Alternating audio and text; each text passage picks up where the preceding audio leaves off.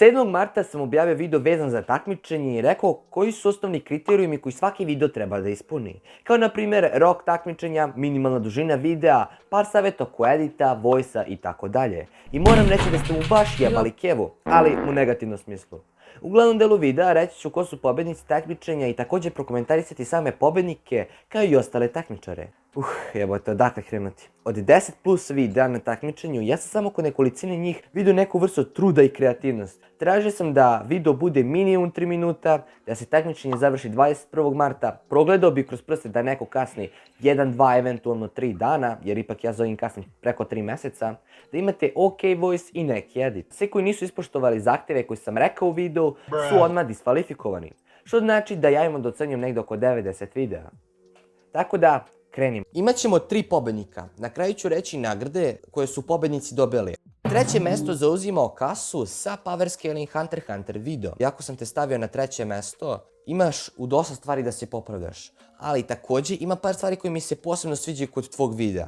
Krenut ću od dobrih. Sviđa mi se što si na samom početku rekao da će se baviti samo animeom i da ćeš odatle izvlačiti informacije i potrudio si se da sastaviš što bolju listu iako se ne baviš power scalingom. Ali time što se ne baviš power scalingom to dosta utiče na tačnost videa. Zato preporučujem da ne samo tebi već i ostalima da se tako ne ograničavate, već da ako upoređujete već snagu likova da izvori ne budu samo anime, manga, već da gledate i neke druge izvore poput novela, databukova, časopisa i tako dalje. Pored toga, sviđa mi se edit i muzika u pozadini koja mi je baš dala dobar utisak dok sam ti gledao video. Ali, da bi to izgledalo odlično, treba si još više da proširiš priču, jer verujem da si mogu još dosta stvari da dodaš. Također, budi malo življi dok pričaš. Drugo mesto zauzima Kaumi sa videom o Baron modu. Iskreno, bio sam iznenađen kada sam pogledao ovaj video, jer je možda nažalost i najduži video na takmičenju, a pošto sam ga pogledao na kraju, da budu kao i većina ostalih videa, ali drago mi što sam pogrešio. Naravno, ovdje ima i više stvari na kojima treba da radiš, kao na primjer edit. Probaj da pre svega edituješ na kompjuteru i da ubacuješ što više slika. Malo budi živahniji u pričanju i poradi na pravljenju thumbnaila.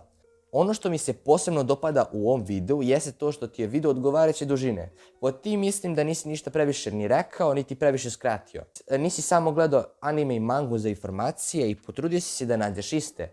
Također si to fino objasnio, tako da sa razlogom kod mene zaslužuješ drugo mesto. Prvo mesto zauzima Inosuke Slayer. Da se razumemo, ovaj video nije neko remek delo i definitivno može još da se doradi, ali je jedini imao dobar voice, edit i na svoj način je odradio ovu recenziju. Prvo što bih ti preporučio, a to je da radiš na dikciji jer sam se malo smorio kako je išao video nadalje, ali mi je edit zadržao do kraja. Tako da, radi na tome, moja ti je preporuka. A što se tiče ostalih učesnika, niste se nešto pretjerano potrudili oko ideja, par vas se nešto malo istaklo pored ovih pobjednika, ali uglavnom to je to. A što se tiče savjeta koji bi vam dao ako stvarno planirate da snimate, mislim da sve što sam rekao za pobjednike važi i za vas. A ako sagledamo cijelo takmičenje, moram reći da je blagi užas i da sam imao barem malo veće očekivanje od ovoga. I odmah da vam odgovorim na pitanje koje će sigurno neko da postavi, a to je kada će sljedeće takmičenje. Neće ga biti do daljnjeg. Sada, konačno da kažem te nagrade koji su pobednici dobili. Treće mesto dobija share jednog videa na community postu i tag na mom Discord serveru. Drugo mesto dobija share na 2 videa kao i na tag na oba videa na mom serveru. Prvo mesto dobija collab sa mnom, share na 2 videa kao i tag na oba videa. Hvala što ste čekali na ovaj video. Ako se ne slažete sa nečim što sam rekao u ovom videu, slobodno to napišite u komentarima. Podelite video ako vam se svidio, a do sljedećeg viđenja. Pozdrav! Hvala svima koji su gledali video, hvala i ostavite like i subscribe.